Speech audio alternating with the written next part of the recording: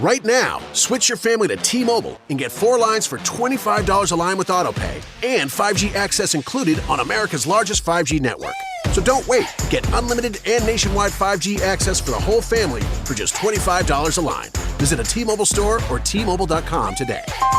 Plus taxes and fees. Customers may notice lower speeds and further reduction if using over 50 gigs a month due to data prioritization. Video at 480p. Unlimited while on our network. Qualifying credit and 4 plus lines required. Capable device required for 5G. Coverage not available in some areas. Some uses may require certain features. See T-Mobile.com.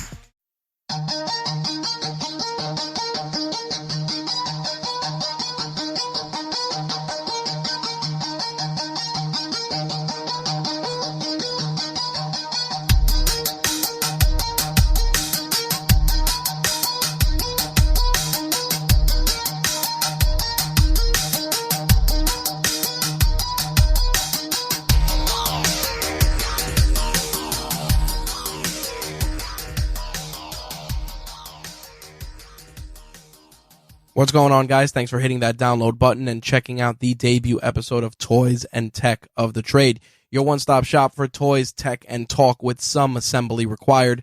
I'm your host, Rich Butler, and my guest for this episode is filmmaker Matt Kaplowitz, who has been a longtime friend of the RAGE Works Network and is currently touring the independent film circuit with his latest documentary, Nothing Changes, Art for Hank's Sake.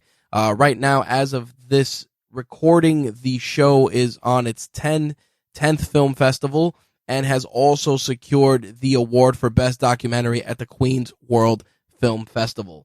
Matthew not only shares some of the gadgets and gear that he used to film his latest documentary, but also gives us some background into some of the gadgets and gear he used to record his previous documentaries as well. Plus, we take a trip down memory lane talking toys, including the ones that we're currently obsessing over, plus some of the ones we grew up with as well. Without any further ado, here's our interview with Matt Kaplowitz. Enjoy. All right, we are kicking things off with my good friend, editor-in-chief of Nerd News Today and executive producer of Burning Hammer Productions, Matt Kaplowitz. What's going on, my friend? Hey, Rich. Thanks for having me in the RAGE Works studio. Very excited to be part of the first show. Yeah, I'm really been trying to pin things down with you to do an interview. We've been kind of passing each other like ships in the night to try and get something done, but I'm glad that we actually sat down to do it.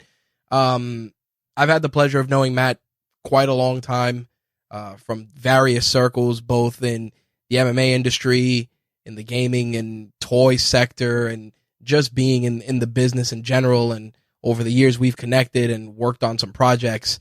And I'm glad to actually sit down with him and talk about some of the gear that helps him not only create content, but also create great documentaries and films like his latest one, which is Nothing Changes, which is currently doing the awards and indie circuit, correct?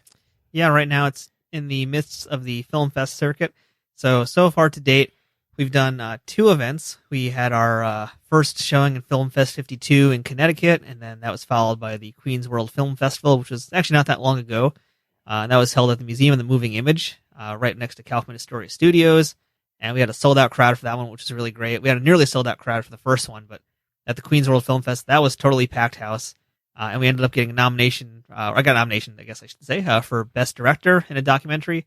And I ended up actually walking away with the Best Documentary Award for the festival.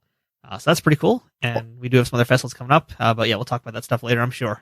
I was really excited to see that you won an award for that. You know, that this is, one of the perks of doing projects like this. Obviously, on top of getting your dream out there for people to see, you're also, reaping the benefits. And it's one of those things that's very tough when you're a creator. And we talk about this off air all the time, just that recognition, that those moments when people are like, hey, this thing you put out is badass. It's awesome. We love it.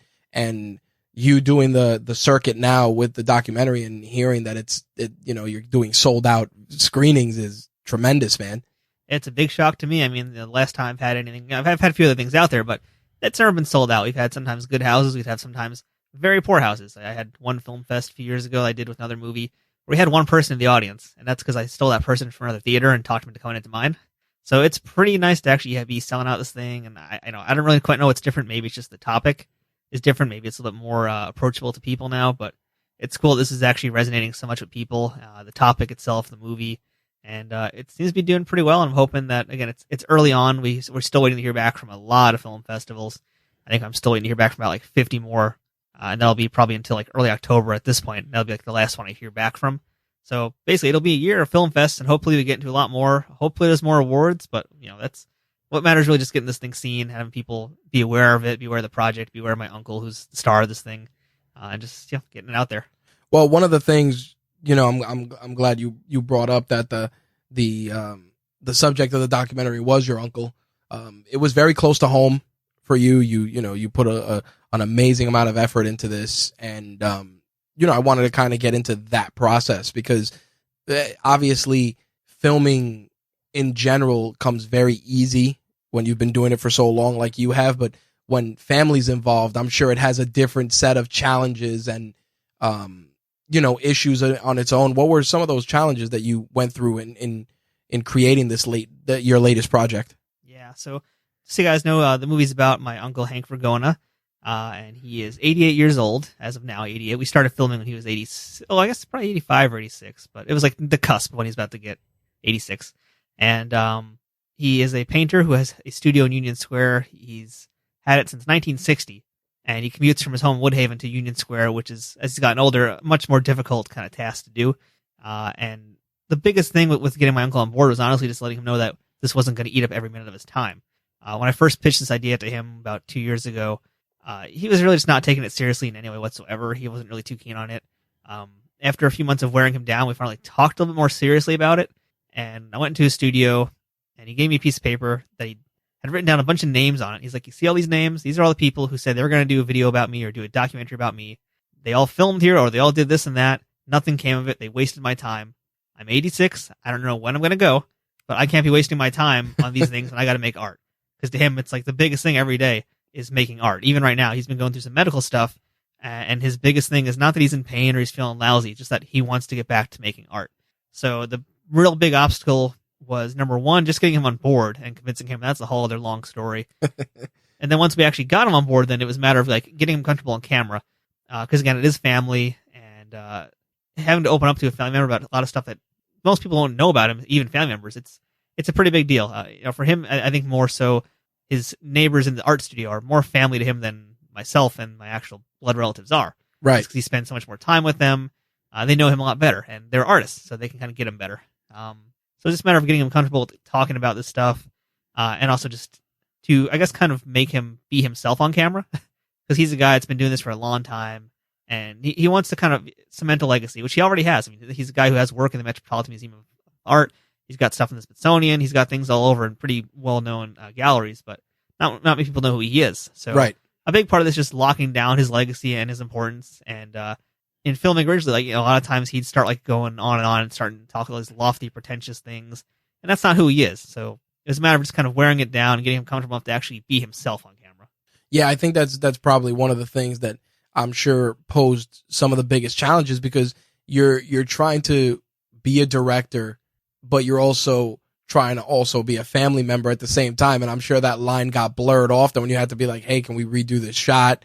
Or XYZ, and he was probably like, like he was probably perfectly happy with it, but you weren't, because you were looking at it from a different lens as an artist yourself. I mean, I think the family thing didn't really bug him too much. I think eventually he was okay with it. I think the bigger thing was just getting him more to stop backseat directing. Like, again, because this is also, it's a documentary, so there are no second takes. Right. So as I'm doing this, it's all spur of the moment. I have to figure out my shot as things are happening. Even when we're doing the sit-down interviews, I try to make it look like there's two cameras. That's just I'm constantly moving my camera around, going to a different position to fool the audience a little bit. Okay. But he even was a little bit of a backseat director here and there. Like, he'd be like, oh, you haven't gotten this shot yet. I really think you should get this shot. I'm like, I don't want that shot. It's not a good idea. He's like, no, you should get this. And it never worked. It usually was terrible. He actually did have some good ideas for filming, but if he was calling shots of things, they weren't what I was looking for, I guess, because it wasn't my style. It was what he wanted. But at the end of the day, when he saw the final product, he was very happy with it. We had a test screening in his neighborhood, in fact, with a pretty packed house as well. And he cried at the end of the screening. He was like, he was very happy about it. Of course, once everybody left, he's like, yeah, we're going to talk some more about a few of the things there, but it was really good otherwise.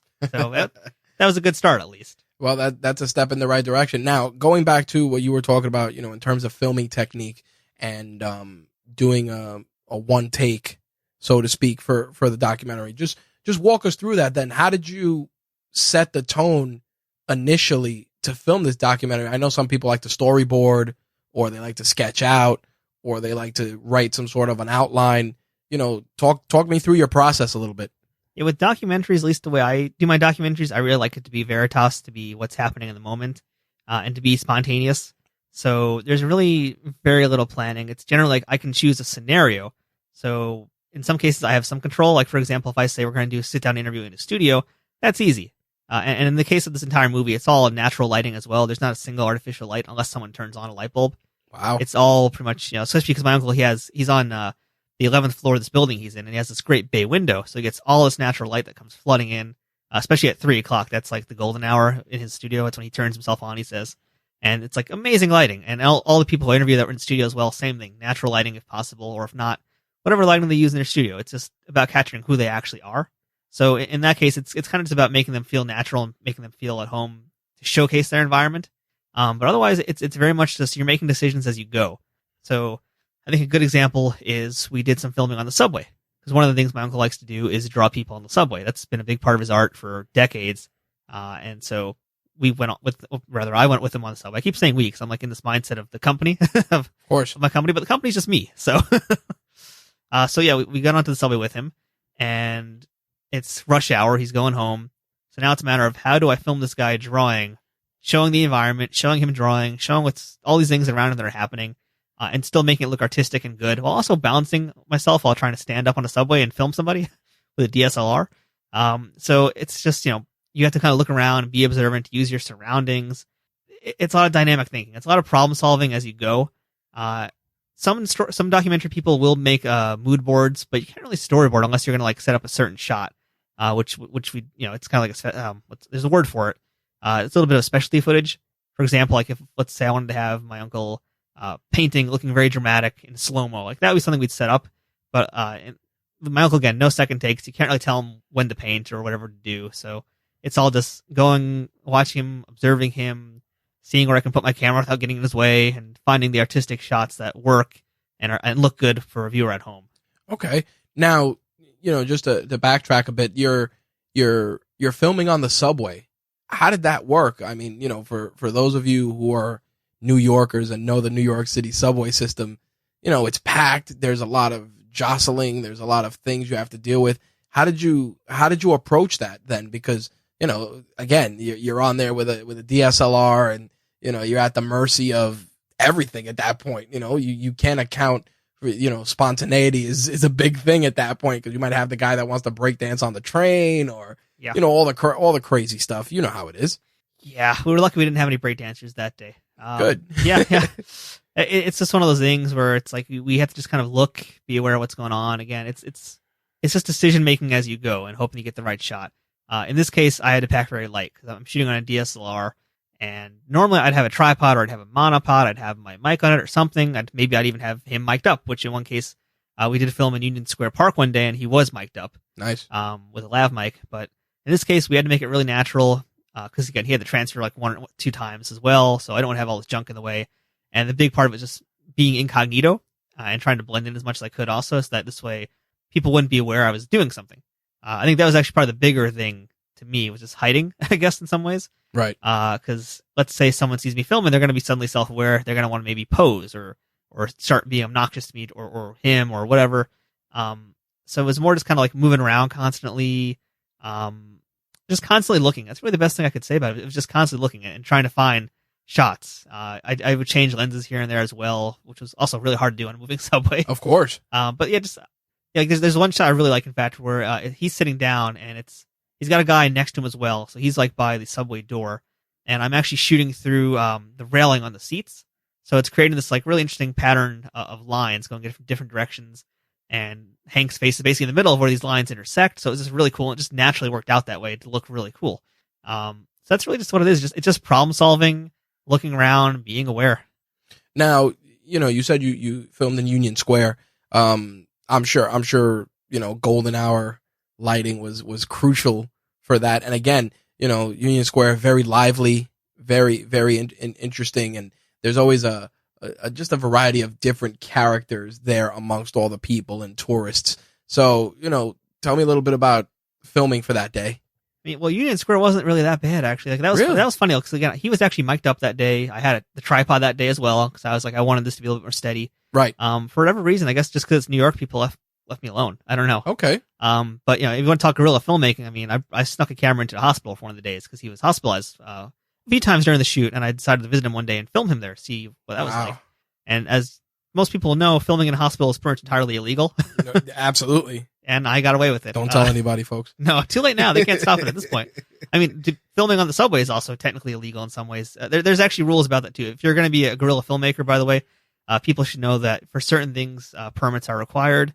Yep. For what I was doing, it was okay. Like you should really know your permit law in case a cop comes up to you and says, "Oh, you can't do something."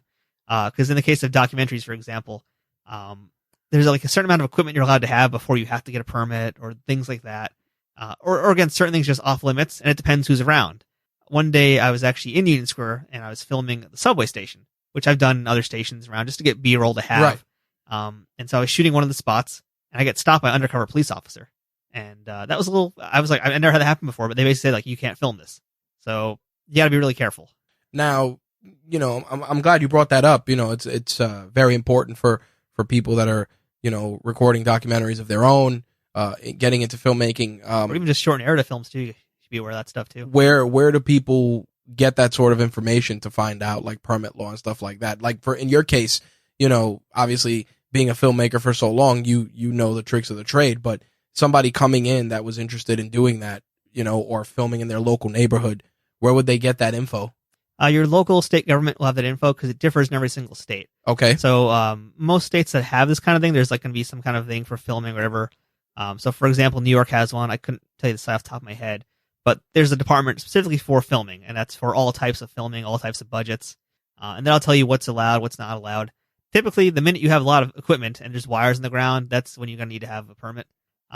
Like in New York, for example, I believe I'm allowed to have a tripod that can be set on the ground, and I can have a camera attached to it. But I think the minute I start involving like more microphones and stuff, then it's a problem. Like anytime there's an exposed wire, it's a problem. Anytime there's multiple people on a set, there's a problem. If there's lights out there, if I'm just like guerrilla filmmaking, it's okay. And as long as no one catches you. If someone catches you, then you got to go. And that's happened to me before where I was doing an interview outside one day, and it was on the grass in this park area, which we thought was okay. Apparently, filming in a park is also illegal without a permit. But technically, it actually was legal because I wasn't breaking any laws in terms of the gear or equipment I had. The only thing that was technically illegal is that I got caught. I see. So yeah, like that's one of the things I kind of learned from doing photography and photojournalism stuff is it's basically only illegal when you get caught. So my advice is generally just keep going until someone stops you, and then just hopefully it's a first time offense, nothing will come of it. Okay. Now you mentioned that you were stopped by an undercover police officer. I'm sure you got the "what are you doing" first and foremost. Yep. How did for somebody again just that was doing that, if they get stopped, how do you approach that? Depends on the officer, I guess, in that case. Okay. Because I've been stopped a few times here and there for things for filming stuff.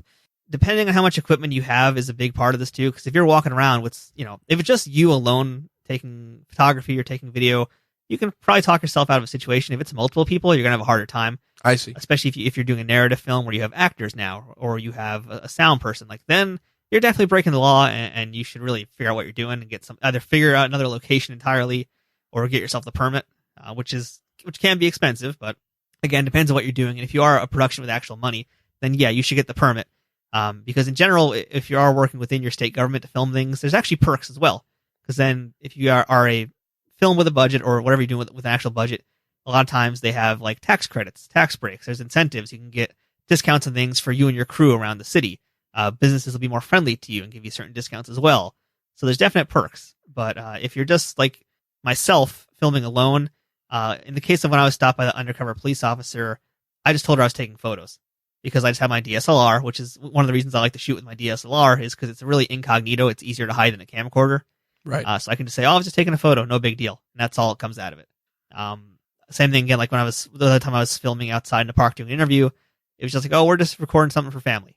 So I guess the best, I don't want to tell people to lie, but bend the truth a little bit, I guess, to get yourself out of the situation. they're really not going to check your camera. I mean, I've had situations even where, for example, just so anybody knows, certain parts of Dumbo in New York are also illegal to film at, especially of the bridge, the Brooklyn Bridge. There's like an area where you're really not allowed to go down into, and they will stop you and kick you out. Generally, they won't take away your memory card or anything like that. Unless you catch a cop in a really bad mood, they're not going to do that to you. So that's really just it, is just be ready to defend yourself. And I don't mean physically, but just be ready to have an excuse. Okay, good. I mean, that's definitely something anybody who listens to this that's getting into film will surely appreciate.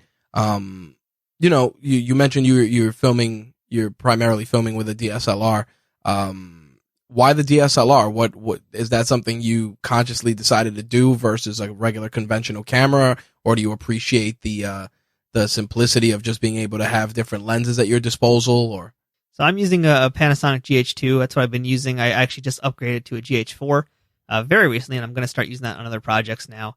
And the reason I chose the GH2 and a DSLR in particular was because I do like the ability to change the lenses. I like the lightweight of it. I like that it's pretty easy to travel with, and that I can also take my photos and stuff. I found it just to be a really versatile tool in this case.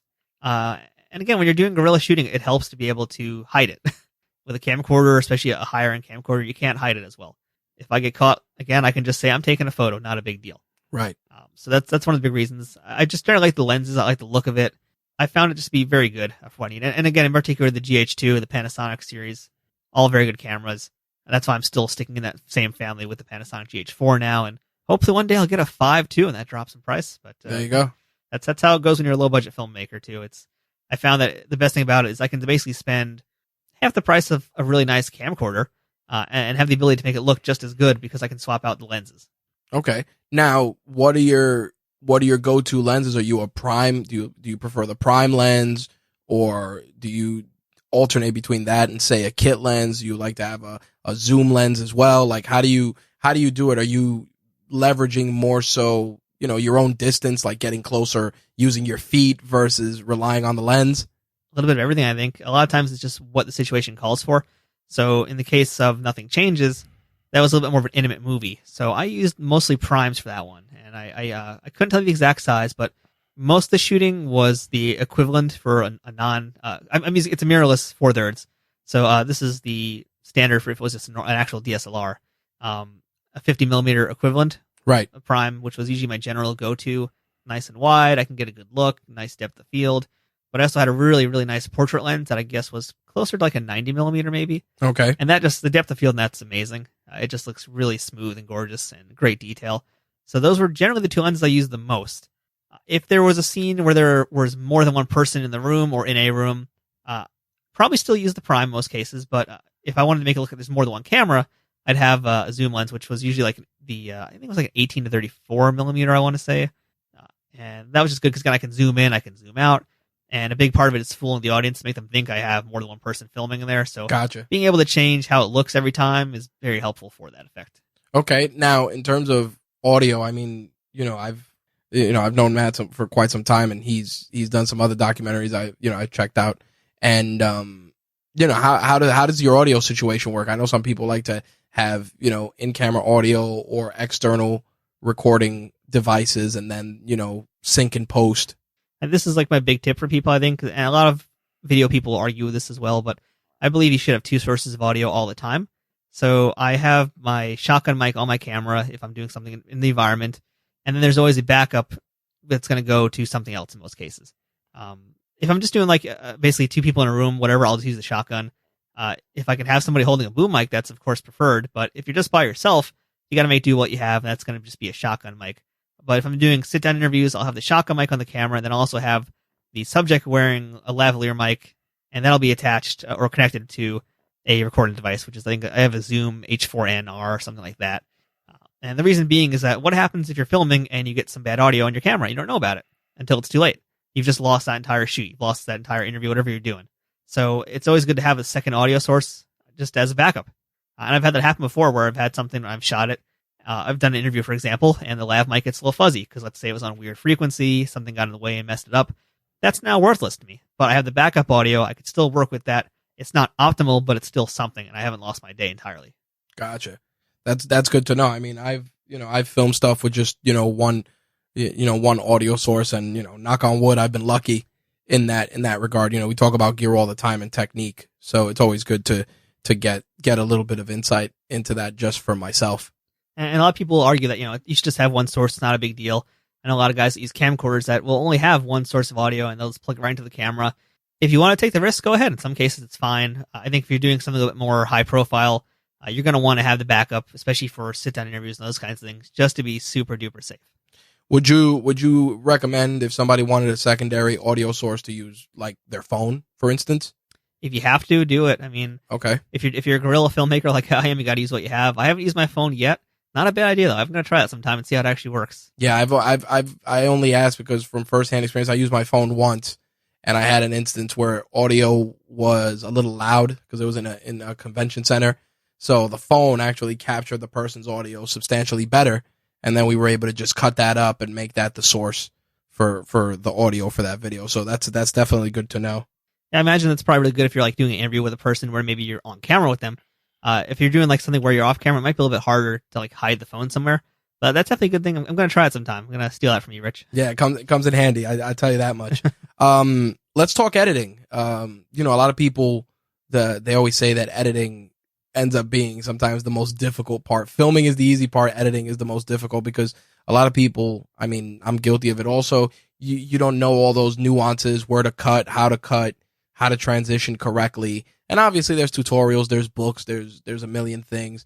I want to get a little bit deeper into your process because that's one thing I like, especially with your Muay Thai video, your documentary. The cuts for that were really well done. You had really great transitions, which I was like, wow, it works. Thank you. Very seamless. So I wanted to just kind of get into that a little bit. Well, I think a little bit of that comes down to also your audio stuff, but I'll talk about that in a second. I think for the actual editing part itself, that's definitely rough because you get so much stuff. In the case of what just did nothing changes, I keep telling people I had like 10 hours of interview footage with my uncle. I'm positive it was way more than that. That's just in the studio alone. We're not talking about in his house or other locations. So the big thing is, trying to whittle it down. For example, I think the first cut was 2.5 hours. Wow. And I was like, this is not going to be Homer's Odyssey. This thing's got to get cut down hard. So, out of how many hours of video did you get that 2.5 out of 10? Oh my God. I mean, 10 would be an understatement again, because there was so much interview footage. I had a lot of him working as well, all of his friends as well, because you have to remember too, there's also his friends talking. And those are usually, an hour to 2 hours in some cases, each person talking, as well as other things we did too. So yeah, there was, easily 60 hours probably footage total, I imagine. Wow. And that includes B-roll also, right? Oh no, I didn't include that. Okay. So I'll get into the B-roll in a second. So let's say 60 hours, and you got to edit that down to that. How do you work that process? First off, what are you editing on Mac or PC? So I'm working on Mac, and I used to be a Final Cut guy. Now I'm a Premiere guy. Wow. Yeah, I learned how to edit using Final Cut back before it was X. And the X transition happened, and I did Girl Fight and Muay Thai Story with Final Cut Pro X. It was okay, but it felt like things were lacking. It gave me some problems. It was a little clunky to use. And I started using Premiere actually at a job I got. I didn't know how to use it. I was just like, oh yeah, I can use it. It's fine. And that's how I learned how to use it, basically. And again, through more online tutorials and things like that. And I found Premiere so much better to use because I've got a lot more control. It's intermixable with Photoshop, Illustrator, After Effects, which is, of course, very crucial to have. It's just Why is that? Because you can easily do a lot of video effects with that too. You can do your special effects, you can do your lower thirds, you can do graphics. And granted, there's a lot of things you can do in just Premiere itself. It's very powerful on its own. But if you know how to use After Effects, you now have a whole bunch of new things open. A lot of great stuff you can do in that program. I want to actually learn a lot more with it because it's really great to know. But yeah, I'm a Premiere dude, and that's on a Mac, and it's just so nice. It flows. It's very intuitive to use too. Like if you know how to use Photoshop or any of those programs, they just feel intuitive. Like it's all in the family. You press the one button and it's like the same thing in all the programs. It just feels right. Okay. Are you and this is a weird question, but some people always like to know this stuff. Do you feel more at ease editing using a mouse, or are you a shortcut editor? Mostly mouse, but I'm getting better at the shortcuts. I know some people use trackpads also, which I can't touch those yet. I have a lot of friends who just use keyboards as well, and I'd like to be able to do that at some point because it's really useful to be able to do that. Yep. It's really I've seen people that know how to do it. It's so fast when you're a pro at it. for whatever reason, they just know how to go boom, boom, boom, and it's done. It's amazing. Yeah, So I'm I'd learning like to get Premiere, that and good. you had told me about start learning some keyboard shortcuts a little Yeah. bit just to get comfortable with it. So I've been using them, and it definitely, you were right. You Yeah. know, it And helps. it's not even that many you need to know to really honestly speed up your stuff. You only need to know probably about 10, if even 10, and you'll just be amazed at how quick that will even help you. That razor tool keyboard shortcut. Oh, and, yeah. and markers. Yes, absolutely. Those are definitely two. So all right, so you use Premiere, and I'm sure you drop all your footage in there at once, right? And then you kind of just level it out, or do you compartmentalize it and do first part, second part? How do you structure? Well, the way I usually edit is I will have my project open. I'll have different bins and such, and I usually edit immediately after I shoot something too. Even if I don't use it, I'm just gonna still edit it and start editing it, and also just kind of collect it, I guess, and cultivate it. So, for example, I had, let's say, 10 hours of interviews with Hank, and I would have a big old timeline with all the interviews in there. I'd just plop everything in there, one big timeline, and then I'd start watching the videos, and I'd go through every single video, and I would start cutting things out. Like I'd say, okay, I'd ask him a question about, let's say, family, and I'd cut that out, and I'd put it into another sequence labeled family. And so I'd start organizing that way. Because again, like throughout these interviews, I'd ask him sometimes things, the same thing more than once, or sometimes he'd answer me with the same thing again and again. So I'd have basically like probably close to 20-ish different sequences where I'd pull different sound bites out and put them into those. And this way, when I want to do a segment later with them, I know where to look to find all those, and I can just then start cutting that down. Okay. And again, same thing. I did that with all of the interviews that were supplemental with all of his friends. So I'd be asking generally similar questions to all of his friends. So I'd pull out, here's the question about his Subway sketches. Here's the question about his etchings. And I have different sequences for all of these answers. And that's how I'd start cutting them apart, making them mingle together, and make them kind of sound like a seamless conversation where it's like you have 8 different people, but they're all talking about the same thing, and they're all talking in a sequence that makes sense. So that's usually how I'd approach it for interviews. Right. For B-roll and other sequences, again, it's just I don't like to actually lay things out on timeline. Some people will take all their B-roll and they'll put it into the timeline and just go through it that way.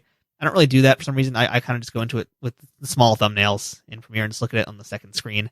And I just pull whatever I feel like. I'll make a select sequence. I should say that actually. So I'll find like the things that I like the way they look, and I'll throw them into a sequence for, let's say, painting or whatever, drawing, whatever it's going to be. And then when I need some B-roll, I'll go check back in on that and see what I want to pull. Okay.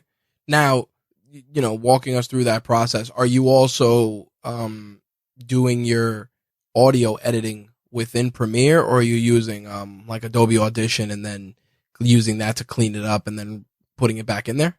I haven't used Audition yet, actually. I really should. Like in the past, I've hired mixers for things because audio is like one of my biggest weaknesses. Okay. With Girl Fight especially, like that was such a mess with audio. I had no idea what I was doing, and I hired a really good mixer that helped fix a lot of the problems. And currently, right now, we're still having a few audio problems here and there. Nothing changes, which it's going to be fixed by the time we have the next screening. Actually, Audition would be great. So, but again, since that's one of my weaknesses, and I'm better at doing some other things. You outsource. Yeah, it's one of those times where it's time to outsource. And again, in this case of this movie, I've gotten way better with my knowledge of audio, so it hasn't been a big problem. But in general, I'm kind of the belief that you can do as much as you can on your own, but at some point you do got to bring in someone else to help you out. And audio is one of those things for me.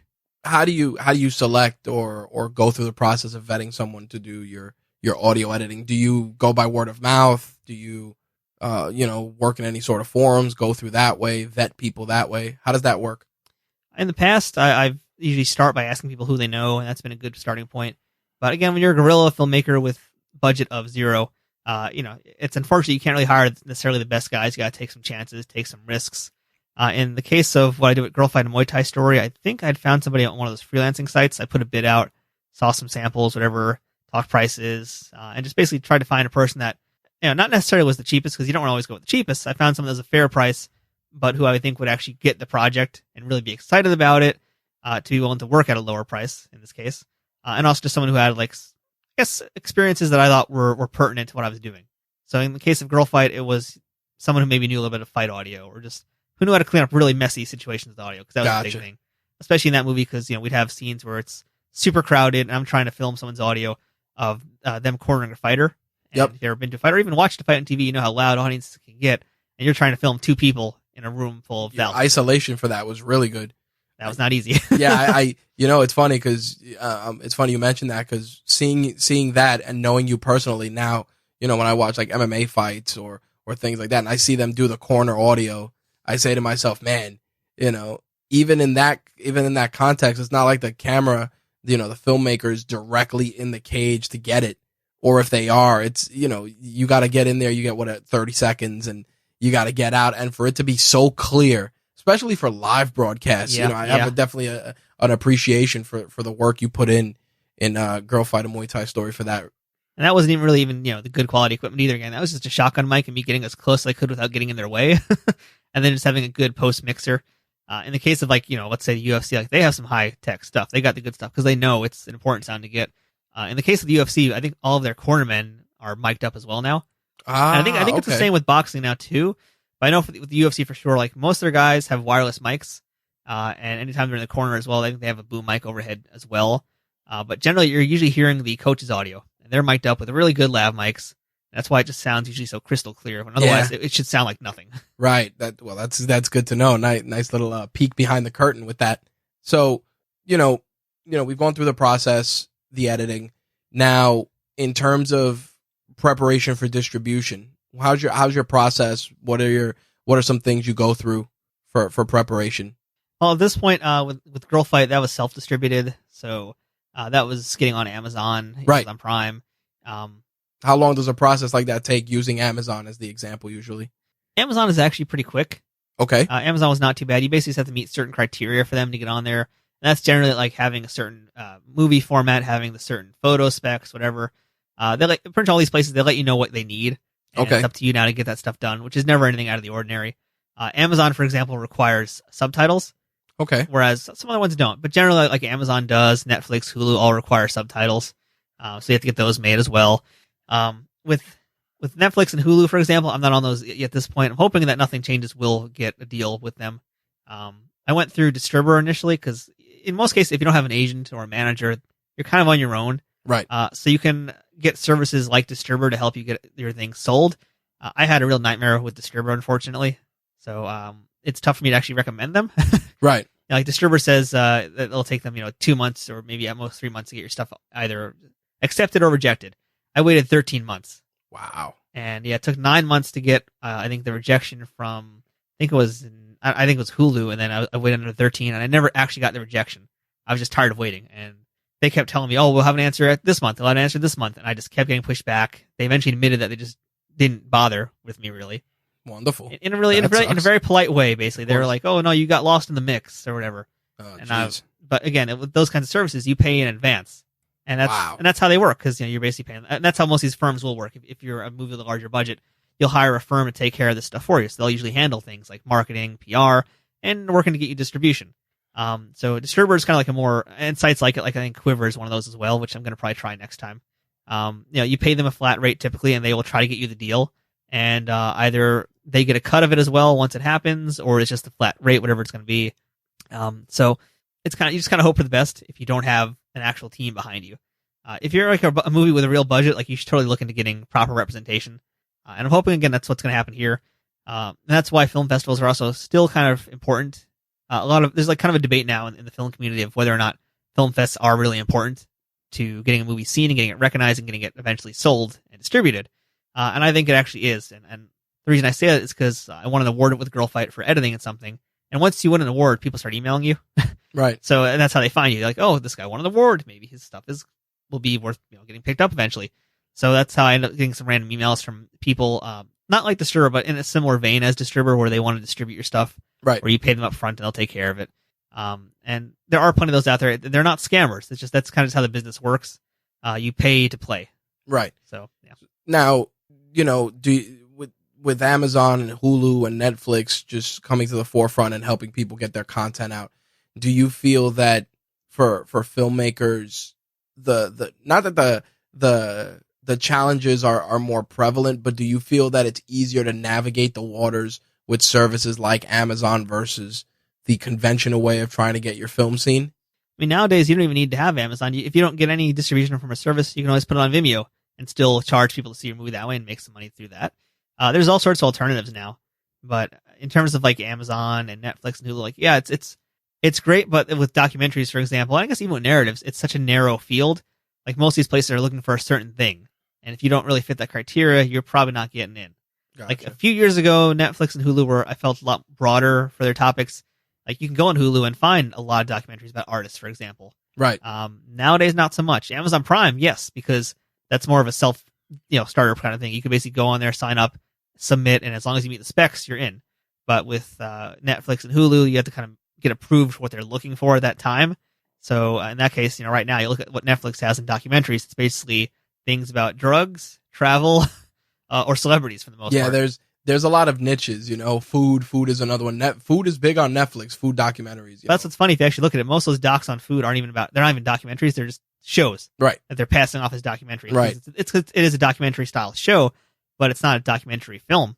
So yeah, it's Hulu is a little bit better again, but Hulu's a little bit weaker lineup right now. But they used to have, again, actually a lot more art stuff as well. Prime these days has been much better for art stuff. And in general, Prime and Amazon Prime is just really good because anybody can submit as long as you meet whatever the requirements are for the film, which in most cases is like having a ProRes file, having the art files a certain size. You're good to go. But again, at that point, it's now up to you to advertise.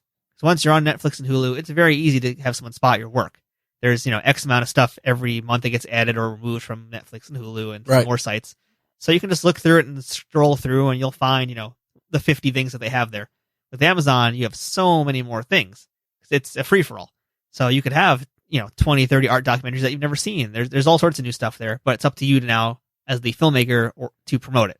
You bring up marketing. Marketing is such a huge buzzword, not only for obviously films, but just in general. Everything now is a huge play for marketing and for advertising. I mean, whether you're running a website, a podcast, trying to get a comic book, whatever the case is, marketing has become the name of the game. And now so many people are just doing, in your case, just being a man of many hats or a woman of many hats.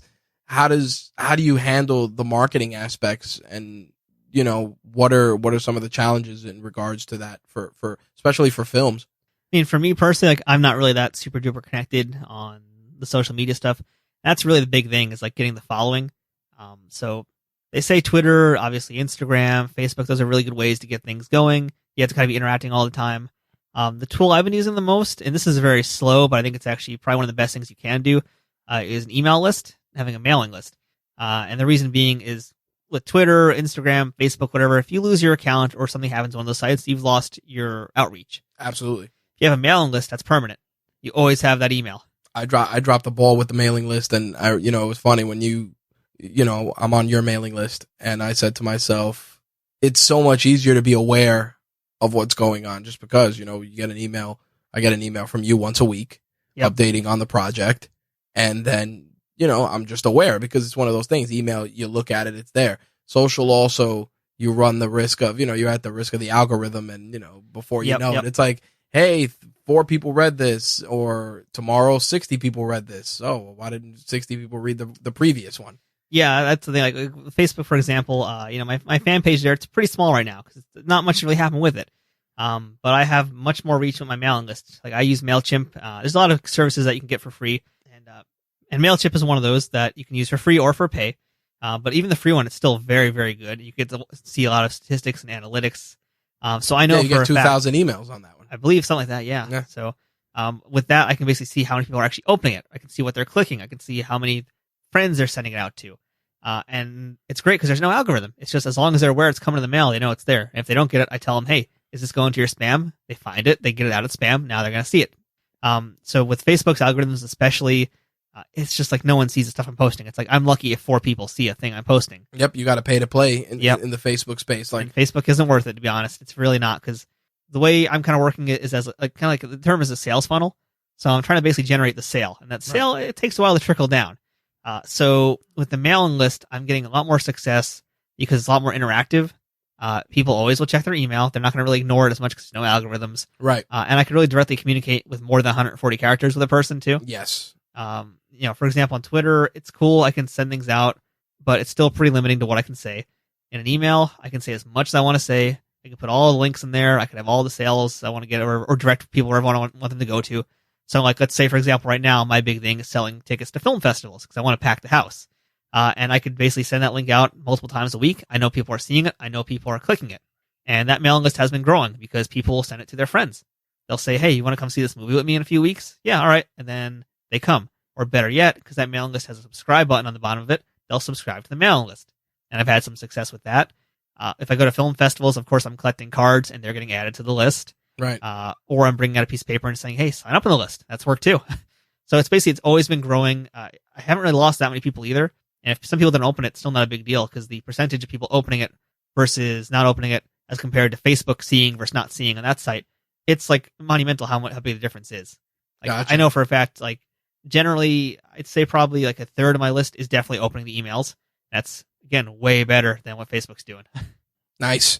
I signed up, it's something that for my content that like I said, I've dropped the ball on email and now I'm trying to go, kind of, it's like the uphill climb now to try and get people to sign up for email. So, you've given me a lot of inspiration to really go back and rethink my approach for that because again, the emails, and I tell this to anybody who's a content creator, the email list is so crucial.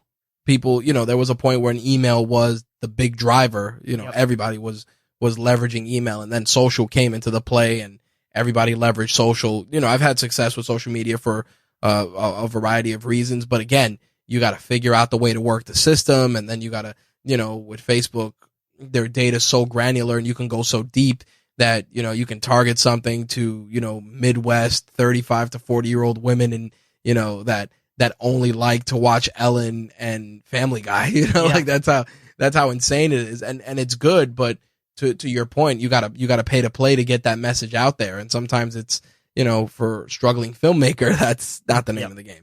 I mean, it is pay to play. And if you want to get seen, and more so if you want to actually sell whatever your product is, whether it's a movie or a web show or whatever you're doing, most places kind of want you to have a following already. Right. They want you to kind of do the work for them. Yep. So an email list, I believe really it's gotten overlooked because of social media, but it's still the strongest tool out there. Because generally, if you're good at writing an email, you're good at writing a headline or whatever to get someone to open up that email. Like once they open up the email, they're in. That's all you have to do. And it's something they're always going to look forward to. They're going to always want to check out in most cases. It's very powerful, and people really shouldn't forget just how good it still is. And yeah, and to be honest, like if anybody out there wants to actually start their mailing list, the easiest way to get started is just ask your friends for their emails. Just get them on your list first, and then start doing your emails. I mean, my first probably 4 or 5 emails had nothing to do with anything I was trying to sell yet. It was just basically testing the writing, testing introducing, open things. Yeah, in my case, introducing yourself and your brand, and not even myself. In fact, in the beginning, what I found was actually really effective was just history. So right. There were some that you put little nuggets of information in there. There was actually one which was very interesting about just documentaries in general, where you gave like a little brief breakdown of documentaries, and I was like, oh, look at that! I learned something new, and again, I opened it. And you remembered it too, and that's what's important. You're remembering it, and you're associating it with my brand and myself. Right. So there you go, and then from there you can build your list through other ways. If you're going to events and you're networking with people, they get on the list. Things like that. You can build it up really quickly. And the best thing is you will be interacting in a much broader, bigger way. Right. And again, number one thing too is like if someone responds to that email, you write back to them as well. So that they know you're a person. They know it's not just some fake list. Yep. It's not just spam. You're going to really talk to them and interact with them and give them attention. Yeah, that engagement is definitely key. I mean, you've been doing this for quite some time, and it's been carrying over into your other brands. I just wish I started this mailing list sooner too, honestly. But I only started, I guess, probably a few months ago, and it's been effective. Yeah, I mean, as I mentioned at the start of the interview, a lot of the stuff translates into, your work with Nerd News Today. Also, just watching you film a lot of your product videos, a lot of your event coverage, we see that technique at work. And do you feel that your work in film has helped you hone content creation for your other brand as well? Or is it the other way around where, doing the smaller, less intensive videos have made your documentaries easier to work with? I think getting the experience with like more professional people has been the biggest help. Okay. If you basically, I got really lucky, so I was able to work with some pretty good companies. I was able to work with some companies that did things for Spike TV. So I got to work with some really great producers and editors and see how they make things and understand more how they make their decisions. Because I think a big thing with editing too is people kind of get stuck on certain things. They get married to B-roll footage. They put too much of it in, or maybe it goes on too long. Or in the cases of cuts, they don't quite know when to cut. They don't know how to match a cut or do a proper, I guess, sequence to make it look seamless like we were talking about before. Right. So I got really lucky to be able to talk to people who knew what they were doing. And so that's why one of the things I've been learning, especially now for the business of film editing and production in general, and I guess it really goes for any job out there you're doing, networking is key. I'm quite honestly not too great at it. I'm pretty terrible at it, but I'm working to improve it now. 'Cause it's really all about who you know, and the more people you know, the more people you can talk to. Of course. And they're going to have things you don't know how to do. And to be honest, that's what you need. Like, you need to talk to people who are experienced at what they're doing, see what they're doing, see how they're doing it. And if you don't have that ability to even talk to people yet, 'cause I'm not too good at this networking thing, like I was saying. I'm working on getting better at it. But for the time being, if I can't do that, there's so much out there on YouTube. And I'm not just talking about, like whatever, maybe watching a video essay or just watching a certain particular person. You can just watch videos, or you can just go on Netflix or Amazon Prime and just watch a really good movie and watch a good documentary and ask yourself, why did that scene work, or why didn't it work? Right. And that's a really great tool too. And again, there are plenty of really good video essays out there, and I like to watch those a lot. But you can just watch a really good movie by Steven Spielberg, and and that's where you should start. Start with the classics, and just be like, why is this so good? What makes it work? And just start breaking it down. And it'll be good to know how to break it down and analyze it, because then you could put it into your own work. Well, it's good that you mentioned that, and it's actually a great segue. In terms of preparation, inspiration, things where you draw from, what are some, books or films that you might want to recommend to a filmmaker or to just a content creator at this point? Because nowadays, even those of us that, film YouTube or vlogs or anything else, it's still filming. There's still technique involved. So what are some things you can recommend that people look at, or resources? I mean, I'm probably like one of the worst people to ask about these things, because a lot of what I've been doing has been like intuitive. Right. But I guess in most cases, just because I've watched other things I like. And in terms of like documentary filmmaking, I think it's been, and I definitely don't want to make myself sound like I'm some pretentious, lofty snob or whatever. No, of course. But I feel like I've learned more from watching non-documentary films than I have documentary films. In most cases, they're kind of straightforward. There's definitely an art to the edit of those, I believe, more so than in a lot of cases the filming. Because generally, I don't really like documentaries that have like specialty footage where it's like the slow-mo shot of the guy walking down the street that they clearly set up. Right. I don't believe that's real, and it's not real because they had to set it up. Gotcha. So I like to see things where it is spur of the moment, and they have to make do what they have and make it look amazing. So for me, that's been just kind of watching other films. I like watching Akira Kurosawa a lot. Okay. Because that's a guy that actually uses a lot of natural elements in his films. Seven Samurai. Yes, yeah, we're going way back here, and he's like great for it because, like, again, I with Nothing Changes, natural lighting was a very big part of it, and that means sunlight or whatever's in the room. With the Akira Kurosawa films, natural elements were always a very, very important part of every film he did. You could watch any of those movies he's done ever, any of the black and white ones or any color ones, whatever one, doesn't matter, and you'll see weather is the big, big thing. And there's a great video essay, in fact, people can watch on YouTube about this. I don't remember the name of the guy, but you can look it up and you'll find it very easily. But he'll use weather as a tool to create tension in scenes or to create the mood or the atmosphere. Like rain, for example, it can be very soft or it can be very hard and dangerous. Right. So things like that, it's like things you can't control so that you can make work with your scene. Okay. I think to me that's kind of interesting, and that's something worth looking at because that's problem solving. And if you're doing doc work, you have to problem solve on the fly. Right. In terms of like other movies as well, I just like, I should say it too, I like to read a lot of comics also. And that's kind of been my thing is, Larry Hama said a thing once where it was every panel you do should look different because that's visually attractive. So he'll always, have the panels, he'll go from wide to tight to medium, back to tight to wide to another angle or whatever. And it's not just making angles for the sake of angles either. It's figuring out what's going to make the story flow or make the sequence flow in that particular case. But yeah, like you should always have every shot look different, and be dynamic. And this way, visually, you're going to keep them engaged and coming back to see what's going to be the next shot. And you kind of want to surprise them. It's kind of like, a good song. When you hear lyrics that like you don't really know what's going to happen next, it surprises you what they say. Right. It sticks with you. Right. And the rhythm sticks with you also. The rhythm keeps you glued into it. That's the rhythm of the piece. It's going to keep you flowing. But it's the surprise lyric that makes you think and makes you say something and react or have the feeling. Okay. Now, definitely want to get into a couple of rapid fire things. So I'll start with one of the, a couple of rapid fire questions to wrap things up. But first one's easy. What's favorite documentary? That you think that would be easy, right? But no. I really like Cutie and the Boxer. I don't know if that's quite the favorite, but that's one of the ones I like to watch a lot. And that was a little bit of an inspiration to help me with Nothing Changes, because that's a documentary about an artist. He's a Japanese artist. He was, it was Ushio. I can't remember the whole name. I'm so sorry right now. But it's a really great documentary. What I liked about it was how it was shot, how good it looked, and the fact that it's a documentary about an artist, but it has a narrative within it. And that's something I really like to have in my docs, is there should be a narrative flow to them as well. Like, I don't just like making informational pieces.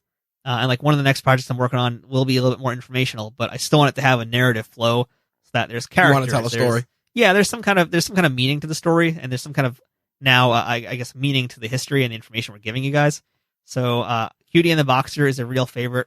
I also like Jiro Dreams of Sushi. That's a fun one too. And everybody knows that one. That's easy. That's to a great find. one. You know, it's funny because you know, going a little real world, you know, my day job, the CEO goes, yeah, I watched this documentary, and I'm like, and as he's talking about this restaurant, and I go, Jiro Dreams of Sushi, like in the middle of the call, and everybody's just like, you know, just kind of taken aback, and I'm like, yeah, I've seen it more than once. And he was like, oh, okay. And, you know, it's funny that everybody kind of just throws that one out there. I always feel, though, that what happens is, and maybe you'll agree with this or maybe not, that people try to grab that documentary and kind of craft their own meaning from it instead of just letting the narrative play out. Like, people are like, oh, well, you know, it's all about dedication and honing your craft and, you know, blah, blah, blah. And it's just like, it's about one guy's love of food and the dedication that he applied to becoming a master at that one craft. Like, there's a lot in that. There's also a lot to the documentary too, though, which is what's so fun about it, is that there is meaning within meanings. There's multiple ways for you to enjoy it. In the case of Jiro too, there's also the story of his son, like who they say is actually better than him, maybe. And it's kind of like he's living in the shadows. There's that part of it too. Like, there's a lot you can pull from it. That's why it's so good. There's so much going on. There's so many layers to it. And I think that's what a good doc has. In terms of other docs I like to, just to let you guys know, I also recommend watching Iris. I really enjoyed Iris, which is a doc about Iris Apfel, who is a fashion icon. And I'm not into fashion at all, but it was very interesting. Very good. Yeah, and it was also one of, I think it was Robert Mazel's last documentary before he passed away. Okay. Which was a big deal, because Iris is still alive. She's actually going to get her own Barbie doll, which is amazing. That's, cool. That's a pretty big deal. And she's like 90-something now, and she's still doing her fashion stuff, still touring. She's got more followers in social media than most people wish they had. I mean, it's insane how great she is. So that was a really, really fun one. If you want to go back in time a little bit too, this is a long doc, but worth watching. Woodstock. And I think, in fact, you probably remember one of my mailers was about that doc. Yeah. That's a really great documentary about the very first Woodstock concert. And it was really innovative at the time too. There's like a lot of split screen stuff going on in that doc where they're basically showing, it's kind of like they show the concert, they show a lot of the concert, and you're getting all those great performances of all those amazing artists from that era, but you're also getting the people at the time. You're getting the hippies, all the rock people, the drug people, the crazy performance art people, and you're getting the locals of the town also. And that's interesting to see, like, the juxtaposition of these people. And it's a real slice of life. It's real interesting just to see that. And at the very least, if you watch it, just watch it for the performances, because that alone is gold. Nice. All right. Now, delving a little more in there, maybe. Should I throw one more in there? I got a good one. No, I mean, you could throw one more in there. Okay. Oh, now I can't remember the name of it again. Damn it. Oh, God. Fightville? I think it's Fightville. All right, I'm going to throw this one in there. Go ahead. All right. Another good one I like, too, because I'm an MMA fight guy. Like Smashing Machine was probably one of the first docs I ever saw. Love that. That's a great one, and that was real seminal to me learning about docs before I was even interested in filmmaking. But the real one I like much, much more, and I recommend, is Fightville, which follows a few different fighters in that one. One of them being Dustin Poirier, UFC guy. Yep. And I found that just to be just an amazing doc in general. Even if you're not a fight fan, very captivating, really well shot, great stuff. Nice. All right. Now, with your work on Nerd News Today, for those of you that don't know, it's a think tank of geeky awesomeness. You're big into Star Trek and into Star Trek toys. What other toys or collectibles are on your radar that you're obsessing over?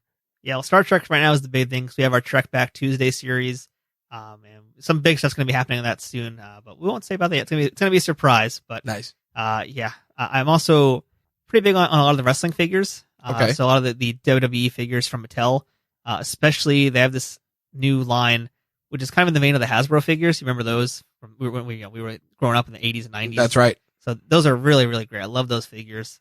And Mattel, just in general, they're really doing great work with the WWE license. But I'm really into a lot more of the retro stuff, and there's a lot of toys I wish I could be buying more of, but they're pretty expensive. I think one of the lines I'm really into is Exo Squad. I wish I had more of those. Nice. Real Ghostbusters. again, the WWF Hasbro figures, all those sorts of things. We were just talking before about Transformers, and I'd love to get some more of those Takara Transformers, the Masterpiece series, but those things are mad money, so not anytime soon because I got to buy camera equipment. Yeah, well, it's one of those things with that stuff, especially when it comes to collectibles, you kind of just go down the rabbit hole. So I'm definitely with you there. I did want to talk about a question that I like to ask people, especially in your case. It's great just to get a little bit of insight. So you had $100. What was the last piece of equipment that you bought that was less than $100 that just made your filmmaking easier, or just your day-to-day easier? I mean, I just had an enormous splurge on gear, and you know about that. Yep. You helped me out figuring a lot of that stuff out. Right. So, man, I think honestly, again, under 100 though. So I know you bought some pricey stuff. I bought some pricey stuff. Yep. Yeah, but I think probably the best thing was actually, there's a few things I think I'd recommend. You recommended to me, in fact, these set of lights I used, which were, I think, $30, and they came with the light stand as well. And I couldn't tell you what they were. Rich, you probably know what they are. Yeah, I think they were the LED lights. Really great LED lights. Battery power isn't the best, but they get the job done, especially if I'm out in the field. I can use them in the studio as well. Again, they only last for about 2, maybe 2.5 hours, I think, of good hard use. That's still pretty good. I mean, that's fine for most things. Nice. You can always buy more batteries. I think also, believe it or not, I got a bunch of clamps. And this might sound silly, but I'm doing some stuff now with backdrops, and those clamps, man, they make a big difference in flattening out your screens. It's funny. A buddy of mine, we were talking about something, and he was like, "You know what I love to buy that people don't realize is valuable?" And I'm like, "What?" And he's like, "Gaffer tape." Oh yeah, gaffer tape's great. Exactly. Gotta have your gaffer tape. Yeah. So it's funny, that when I ask people about something less than $100 that they've bought, it's like you'd be surprised what they get. But I'm glad the lighting definitely has been helping you out. Lighting is good, and gaffing tape is good, and clamps are always handy for everything. Yeah, clamps definitely. I have some clamps that I use for headphone stands. I use them to, prop up certain figures when I have to take photos and videos. So yeah, clamps are very underrated. I was talking little, they're like the black plastic ones with the orange tips. They come in different sizes. I got a 6-pack. Rich has just procured one right now from his desk. That's the exact one I have, in fact. Yeah. I got like a 6-pack for like $5.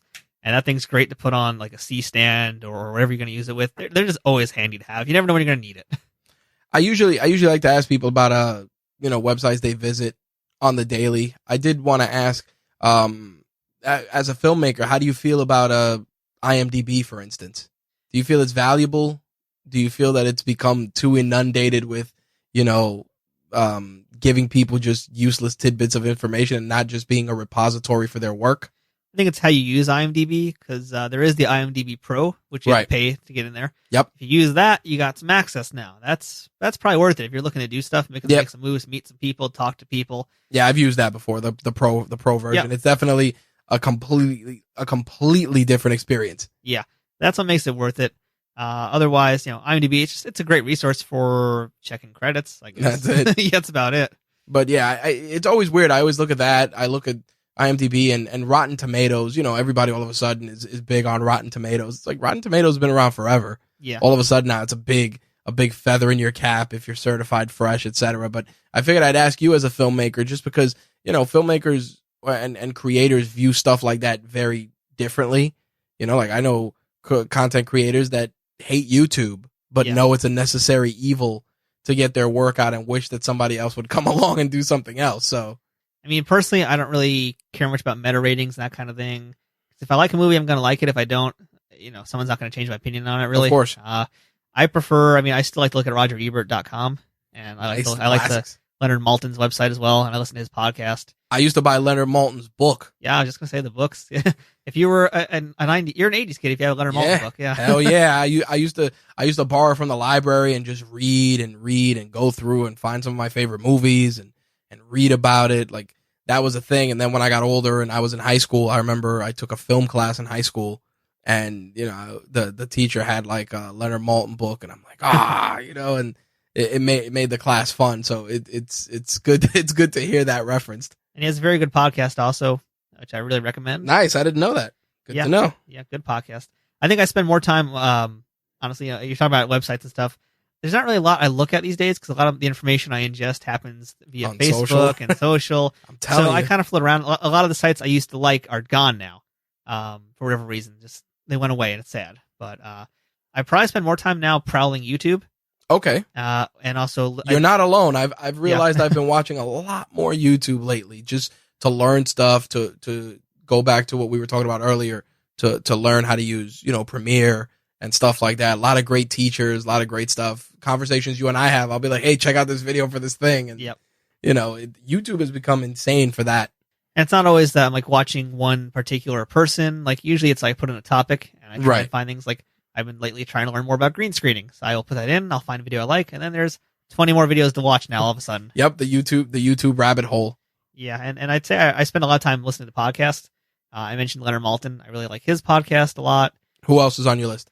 Okay, so I think the one this is gonna probably shock some people, and you're gonna want to know why. I really like Gilbert Gottfried's podcast. I like Gilbert Gottfried. Okay, good. There's a lot of people who are like, "Oh, his voice is so annoying." I thought that way too. Then I actually listened to the show, and it's like, no, his voice isn't that annoying. Let me tell you, and they're pretty damn funny shows. He did he was one of the guys that told us the joke of what the hell is it? Damn it. There's a long-standing joke in the comedy community. The Aristocrats? The Aristocrats, thank you. The Aristocrats joke. And I remember a bunch of different guys told the story, and I remember Gilbert Gottfried told the story, and somebody played it. Oh, it was a documentary actually about that. I was going to say that's the doc about the Aristocrats. And he's like, let me tell you this story. And I'm just laughing my ass off.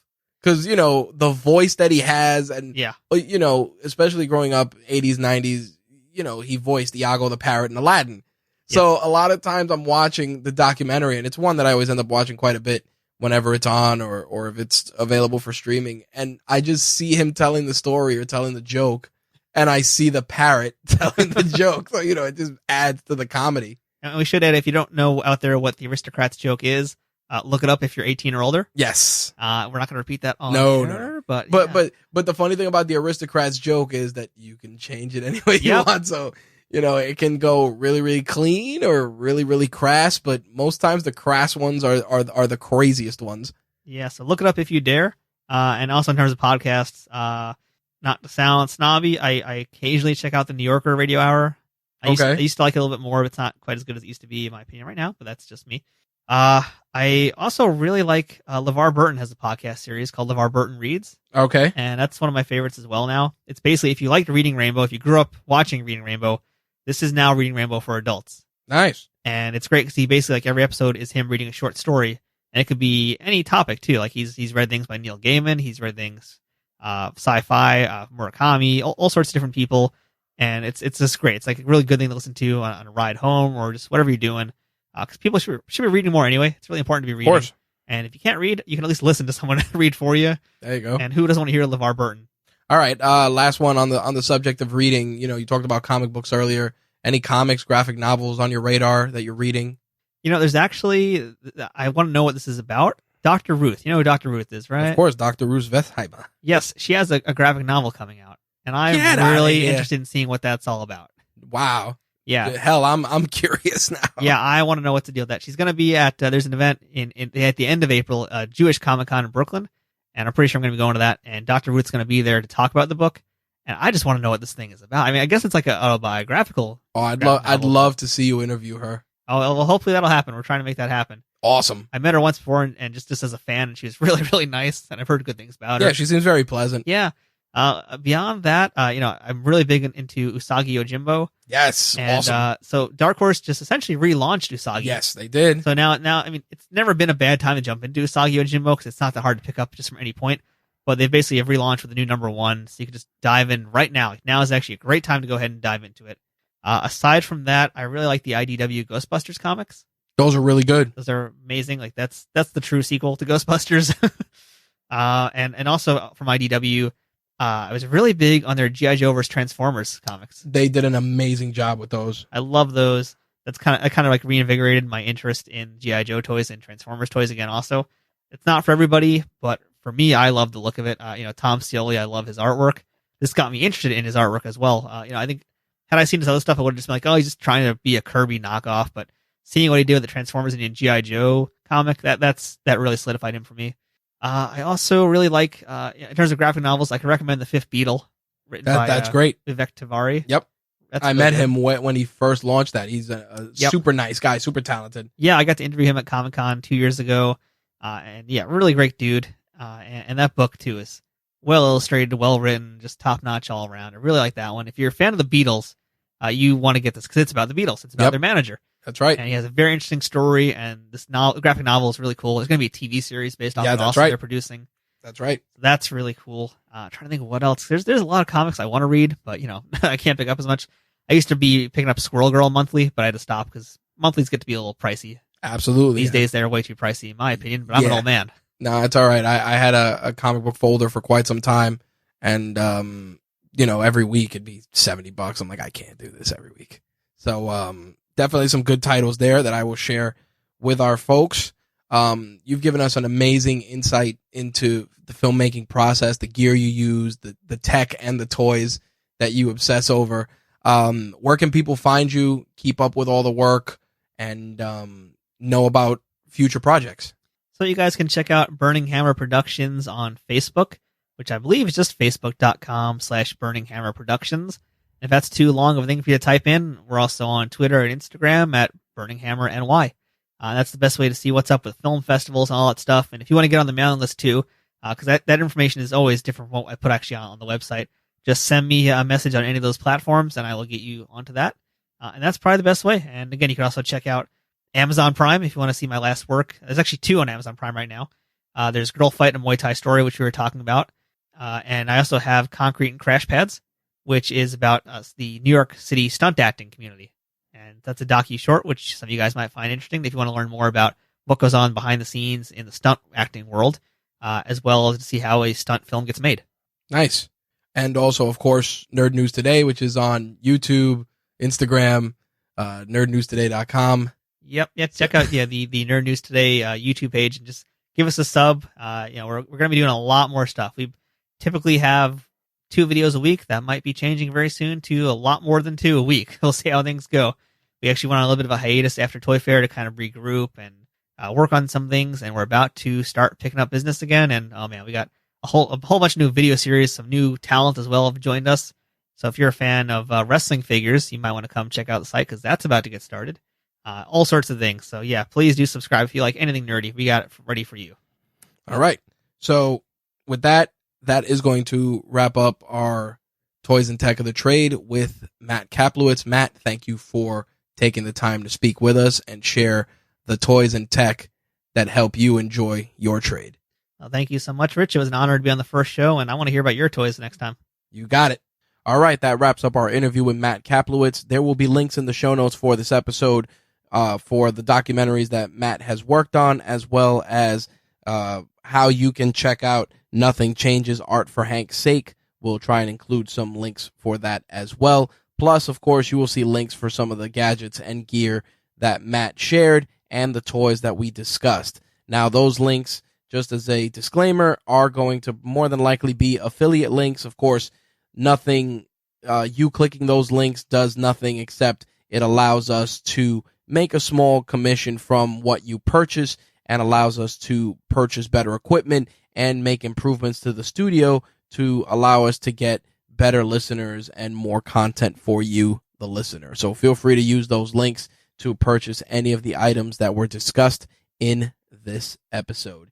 If you're interested in being a guest on a future episode of Toys and Tech of the Trade, you can email me, rich@rageworks.net. If you prefer social media, you can find RageWorks on Instagram, @RageWorks, official RageWorks on Facebook, and Rage_Works on Twitter. With that said, we will see you guys in the next episode of Toys and Tech of the Trade. Peace.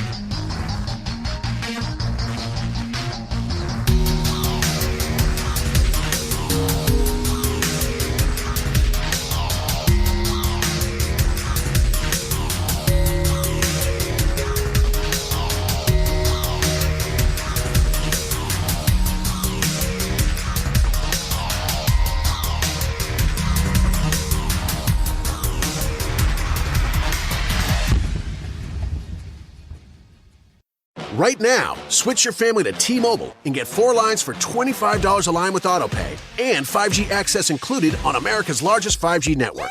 So don't wait. Get unlimited and nationwide 5G access for the whole family for just $25 a line. Visit a T-Mobile store or T-Mobile.com today. Plus taxes and fees. Customers may notice lower speeds and further reduction if using over 50 gigs a month due to data prioritization. Video at 480p. Unlimited while on our network. Qualifying credit and 4+ lines required. Capable device required for 5G. Coverage not available in some areas. Some uses may require certain features. See T-Mobile.com. Hey, I'm Kayla. As a mom working from home, life is crazier than ever, especially on days like these. But I'm still ruling my day thanks to Metro. Metro gave me an awesome phone and tablet. Now my son can get his homework done on the tablet without needing to borrow my laptop. Plus, with Metro, Amazon Prime is included, so I can access great deals and discounts on school essentials and get them delivered in no time with unlimited free shipping. All while keeping an eye on my son to make sure he finishes his online practice tests before he starts watching his favorite Amazon originals. Right now, get a new phone and tablet on us when you switch to Metro, the #1 brand in prepaid. Plus, enjoy high-speed data on both devices with 1 Amazon Prime membership included for just $75 a month. Metro by T-Mobile. Rule your day. I'm Kayla, and that's how I rule my day with Metro. With new lines of service after rebate redemption plus sales tax and activation fee. Offer valid for new Amazon Prime members on select rate plans. Amazon Prime has a $12.99 a month cost. Restrictions apply.